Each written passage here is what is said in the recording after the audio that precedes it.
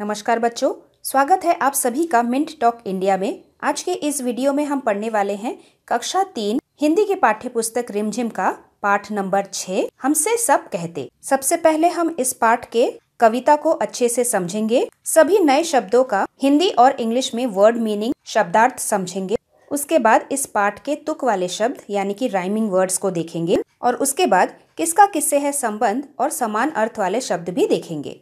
तो इस कविता के जो कवि है, लेखक है, वे आपके जैसे छोटे छोटे बच्चे बन गए हैं और उन्होंने अपनी इस कविता के जरिए छोटे बच्चों की मन की बात लिखी है कि उन्हें अपने घर में, अपने घर के आसपास किस तरह छोटी छोटी सी बातों पे रोका टोका जाता है। क्या आप भी उन बच्चों में से हैं जिन्हें अपने घर में, स्कूल में बड़ों के द्वारा, भाई बहनों के द्वारा हर एक छोटी छोटी बात पे रोक टोक किया जाता है? तो शायद कवि के मन की बात आपके मन की बात से मिल सकती है। चलिए पढ़ते हैं। कवि कहते हैं कि नहीं सूर्य से कहता कोई, सूर्य मतलब सन, सूरज, सूरज से कोई भी ये नहीं कहता कि धूप यहाँ पर मत फैलाओ। धूप मतलब सनलाइट, इतनी जोर की गरम गरम धूप, गरम गरम सनलाइट। अगर हमें बहुत गर्मी भी लग रही है, घर के अंदर सूरज की रोशनी आ रही है, तो भी कोई सूरज से ये नहीं कहता कि सूरज इतने जोर से मत चमको, धूप यहाँ पर मत फैलाओ। फैलाने का मतलब है स्प्रेड करना। जब भी दिन होता है, मम्मी पर्दा खोलती है और सूरज की रोशनी पूरे घर में आके पूरे घर में स्प्रेड हो जाती है, उसी को कहते हैं फैलाना। तो हमारे घर के बड़े कभी भी सूरज से तो ये नहीं कहते कि सूरज धूप यहाँ पर मत फैलाओ। उसके बाद कोई नहीं चांद से कहता, चांद मतलब मून, चंदा, कि उठा चांदनी को ले जाओ। चांदनी मतलब चांद की रोशनी जो हमें रात में देखने को मिलती है। वैसे तो हमें चांद की रोशनी देखने में बहुत अच्छी लगती है, लेकिन फिर भी अगर कभी किसी को कोई परेशानी भी हो तो भी कोई भी चांद से ये नहीं कहता कि तुम अपनी चांदनी को, तुम अपनी मून लाइट को यहाँ से उठा लो और यहाँ से ले जाओ।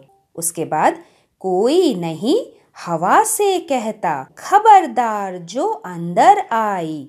खबरदार मतलब डोंट डेयर कम इनसाइड, सावधान, अगर तुम अंदर आई तो अच्छा नहीं होगा। कोई भी हवा से ये नहीं कहता, भले ही हवा हमारे घर के अंदर आके हमारे सब चीजों को उड़ा के गिरा दे, भले ही तूफानी हवा आके हमारे घर की खिड़कियों को तोड़ दे, लेकिन फिर भी हमारे घर के बड़े हवा से तो नहीं कहते कि खबरदार जो अंदर आई।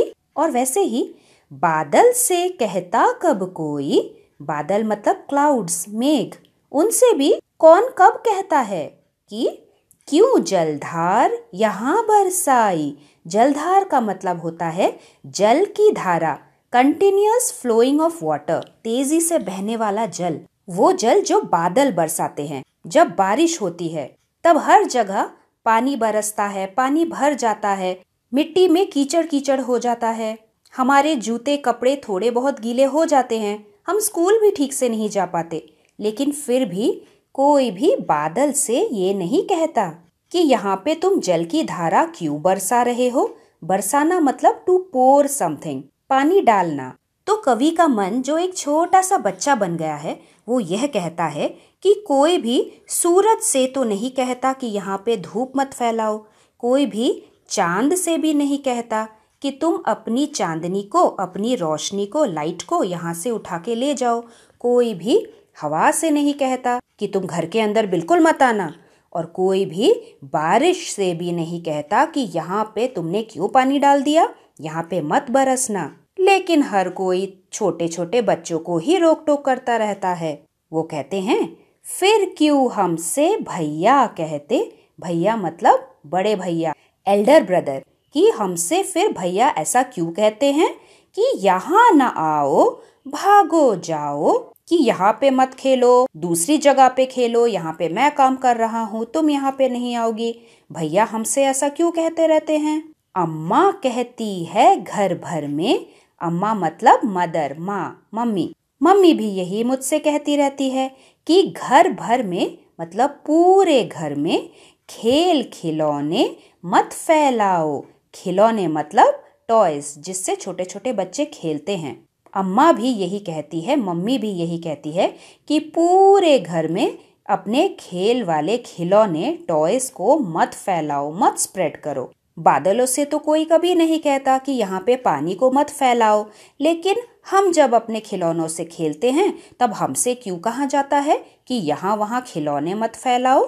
हवा से तो कोई नहीं कहता कि यहाँ पे मत आओ, घर के अंदर मत आओ, लेकिन फिर भी भैया हमसे क्यों कहते हैं कि यहाँ पे मत आओ, भागो जाओ। उसके बाद कवि कहते हैं, पापा कहते बाहर खेलो। मेरे पापा भी मुझसे यही कहते हैं कि बाहर जाके ही खेलो, घर के अंदर मत खेलो। खबरदार जो अंदर आए। कभी कभी पापा डांट देते हैं कि सावधान हो जाओ, don't dare you come inside, बिल्कुल भी घर के अंदर नहीं खेलना है। हम पर ही सबका बस चलता। बस चलता मतलब हम पर ही सभी जोर लगाते हैं, सभी कंट्रोल करते हैं। जो भी जोर से हमें कुछ बोल देता है हमें वो सुनना पड़ता है। हम पर सभी अपना हुक्म जमाते हैं, जो भी कोई कहता है हमें वो सुनना पड़ता है। हम पर ही सबका बस चलता, जो चाहे वह डांट बताए। डांटना मतलब क्रोध में ऊंची आवाज में किसी को कुछ बोलना, टू स्कोल्ड समवन, कि हम तो बच्चे हैं और बच्चा समझ के जो चाहे हमें डांट लगा देता है। लेकिन कोई भी सूरज से, चांद से, हवा से, बादलों से, इन सबको कोई नहीं डांटता। तो क्या आपके मन में भी ऐसे ही कुछ सवाल आते हैं कि सभी आपको ही डांटते रहते हैं, रोकते टोकते हैं, लेकिन दूसरों को कोई कुछ नहीं बोलता? इस कविता के कवि हैं श्री निरंकार देव सेवक। तो चलिए एक बार फिर से हम नए शब्द और उनके अर्थ को जान लेते हैं। सबसे पहले सूर्य। सूर्य का मतलब सूरज, सन। उसके बाद है धूप। धूप मतलब सूरज की रोशनी, जो सनलाइट हम देखते हैं। उसके बाद है चांदनी। चांदनी मतलब चांद की रोशनी, जो हमें रात में दिखाई देती है, मूनलाइट। उसके बाद है खबरदार मतलब सावधान। उसके बाद है बादल, जिसे हम मेघ या फिर क्लाउड्स के नाम से भी जानते हैं। उसके बाद है जलधार मतलब जल की धारा, तेजी से बहने वाला जल। उसके बाद है भैया। भैया मतलब एल्डर ब्रदर, बड़े भैया। अम्मा मतलब मदर, मम्मी। घर भर में मतलब पूरे घर में। खिलौने मतलब खेलने की चीज, टॉयज, जिसके साथ आप खेलते हो। उसके बाद है फैलाना मतलब स्प्रेड करना, फैला देना। उसके बाद बस चलना मतलब किसी का जोर चलना, जब कोई किसी पे कंट्रोल करने लगता है, किसी की बात हम ना चाहते हुए भी मानने लगते हैं, तो हम बोलते हैं कि उसी का बस चल रहा है। उसके बाद है डांटना, टू स्कोल्ड समवन, क्रोध में ऊंची आवाज में बोलना। अब हम पढ़ेंगे इस पाठ के तुक वाले शब्द यानी कि राइमिंग वर्ड्स। सबसे पहले आया है फैलाओ मतलब स्प्रेड करना। फैलाओ का तुक वाला शब्द है जाओ, आओ। लास्ट में ओ आता है। तुक वाले शब्द पहचानने का एक सरल उपाय यह है कि लास्ट का जो वर्ण है, लेटर है, वो सेम होता है। वैसे ही आई, बरसाई। उसके बाद है आए, बताए। इसके अलावा कुछ और तुक वाले शब्द बनते हैं। कोई, जिसका तुक वाला शब्द बनेगा सोई, रोई। उसके बाद कहता, रहता। और आखिर में है आए का कुछ और तुक वाले शब्द बनेंगे लाए और गाए।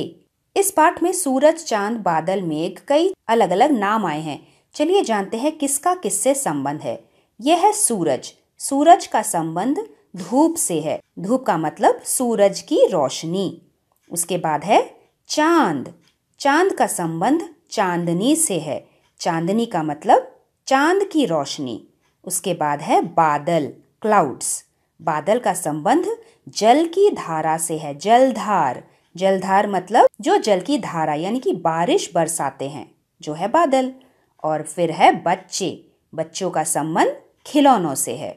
आइए कुछ समान अर्थ वाले शब्दों को जान लेते हैं, जिन्हें हम पर्यायवाची शब्द या फिर एक ही मीनिंग वाले अलग अलग शब्दों के नाम से जानते हैं। जैसे सूर्य को हम सूरज भी बोलते हैं, तो ये दोनों हुए समान अर्थ वाले शब्द।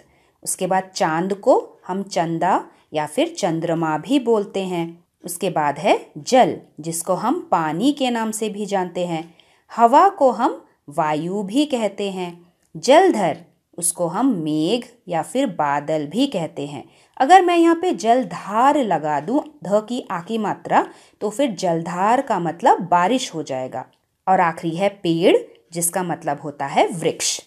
तो यहीं पे हम समाप्त करते हैं अपने चैप्टर के एक्सप्लेनेशन को। आशा करती हूँ कि आपको कविता अच्छे से समझ में आई होगी। हम अपने पार्ट 2 में इस पाठ से संबंधित सभी प्रश्नों को हल करेंगे और व्याकरण से संबंधित प्रश्नों को भी देखेंगे। अगर आपके मन में कोई भी प्रश्न या फिर डाउट हो, आप मुझे कमेंट कर सकते हैं। मिलते हैं हम बहुत जल्दी अपने पार्ट 2 के साथ।